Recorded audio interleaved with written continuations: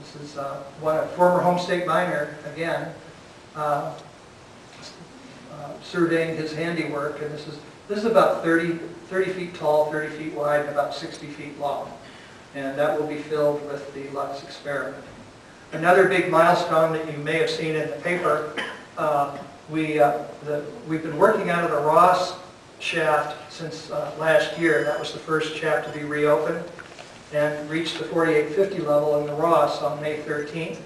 RCS Construction of Rapid City got the contract to reopen the 8 shaft.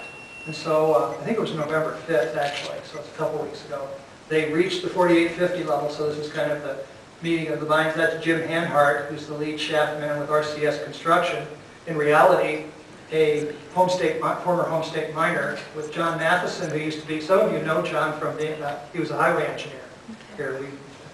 Notorious for stealing blue skies. And this is Tom Regan, a longtime home state guy who was our safety operations officer. Jim's son, by the way, is in graduate school. He's a School of Mines graduate, and he is studying for his doctorate in physics, and he has signed on with the Majorana collaboration. So you're going to have Jim is helping reopen the mine, and his son is going to be doing physics there. So the impact. Our payroll in fiscal 2009 was $4 million. We have 314 suppliers. You can see many of them from South Dakota, and most of those from around the Black Hills. We have 34 contractors, half of them from around here. And our total annual budget, or budget last year was about $26 million. The amount spent locally is about $15 million. What does the big sites project mean? Well, and I'll talk a little bit more about how that might happen, but this is essentially what they're talking about. Very rough numbers. The big underground science and engineering lab that goes from the surface to the 8,000-foot level, we essentially hand the keys over to them. We'll still own, South Dakota will still own it. We'll be the landlord. So NSF takes it over, costs $250 million for construction and about $250 million to equip those experiments. That DOE experiment, the long baseline, the big mega detector shoots the beam from Fermi, that's another $500 million ballpark. So in the end, it's about a $1 billion project. And this is this is really poorly worded by me. Of course, not all that money comes to South Dakota. A lot of it doesn't. But it's a huge, nevertheless, it's a fairly sizable economic impact on the state of South Dakota. So thank you very much for your kind attention. I know some of you have to leave, and I won't feel offended if you have to get up and dash out, but if you have any questions, I'd be happy to entertain them. First question I have is, what is NSF's position right now? NSF's position right now is that in 2007, they gave the University of California, Berkeley a $15 million grant to begin doing a preliminary design of this big lab. The DUSL is what I'll call it, just to make it easier to talk about. That's a 3-year process, and that report is due at the end of 2010. Just in September, they added another $29 million to that, to the university. That goes to the University of California, Berkeley, and also to the South Dakota School of Mines. And what that money is being used for is to do very detailed, it's called a preliminary design report, but I fail to see anything preliminary about it. It's right down to the nuts and bolts of what it will take to build, operate, and what experiments will go in the big lab. So that process is ongoing. That preliminary design report is due at the end of 2010. And which is, I thought, well, gee, give me half the money and I'll do it at twice the speed. But it's a tremendous amount of work. Once the National Science Foundation has that report, and they've accepted it, their staff has accepted it, then it goes to the National Science Board, which is kind of the independent governing body of the National Science Foundation, probably in early 2011. And then the National Science Board is the approving authority to put it on a list, on a major construction list for the National Science Foundation. Once it goes on the major construction list, then it becomes part of the NSF budget each year.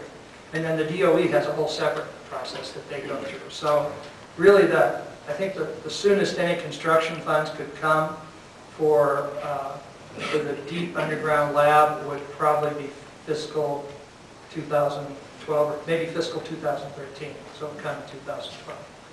From an insider's perspective, what does the group think is the National Science Foundation's commitment to making this happen? Because that always seems to be a big question, is if it doesn't get accepted by them. Yeah, and I would not stand before you and say it's a done deal. However, there have been at least half a dozen blue ribbon panels since about the year 2000, including a very prestigious panel. It's called the P5 report. If you're interested in the details, you can Google it and you'll probably get a copy of it. But the bottom line is the astrophysics and physics and high energy physics communities in the United States have this laboratory as a very, very high priority. And part of that is because, as expensive as this is, accelerators are orders of magnitude more expensive to build. And some of the most cutting edge results in physics in the next few years are going to come underground. Right now our scientists are going to Japan, Canada, and Italy, and some even to Russia. So it's a very high priority in the science community. The National Science Foundation has already committed, if you add up everything, I want to say more than 50 million, it might be 70 or 75 million to the project. And some of that goes to Berkeley for that 29 and the 13, so that adds up to 40 something. But they've also given some money to about 20 prospective experiments for them to develop their experimental rationales. So the National Science Foundation does have a lot of money in the game. So it's not, is it a done deal? No. It's a little bit of, I left my 22-year career at the Rapid City Journal, and it's a little bit of a roll of the dice to see how far it goes. But if you've read about newspapers lately, maybe it's not such a roll of the dice. I might be in a more secure position here. But it's very high on the priority list. So, and not all these, it's probably not going to be a thumbs up, thumbs down thing. None of these big construction experiments get funded all at once anyway. So construction would take at least 6 years for the initial experiments.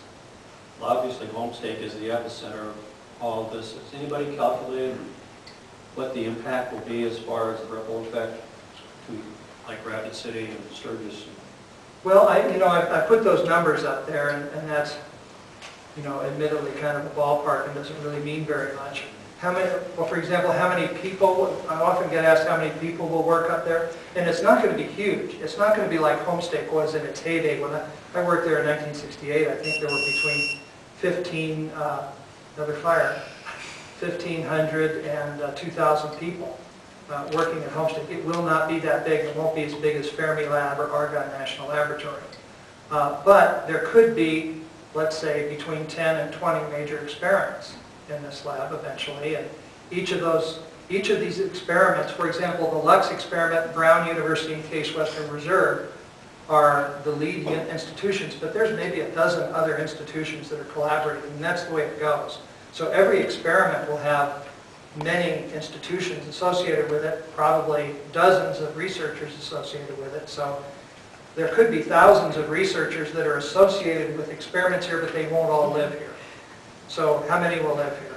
It's a question which I seem to be avoiding because I don't know. But it's in the order of hundreds, I would say, and it's really, I'd hate to anybody take this home as a prediction, but we have 80 employees now and 20 temporary employees, and contractors probably add up to another 30 or 40 employees that regularly come to work at the lab now. So it's probably 130, 140 people conservatively who work there now. When it's during construction, it'll be way more than that. During operation, a couple hundred, 200 to 500. Something I haven't talked about at all here is education. $20 million of Denny Sanford's gift has to go to a Sanford Science Education Center. That will be a whole separate building, and that's a whole other talk. But that will be a science center with teachers and researchers, and it'll have conference facilities, facilities for training teachers,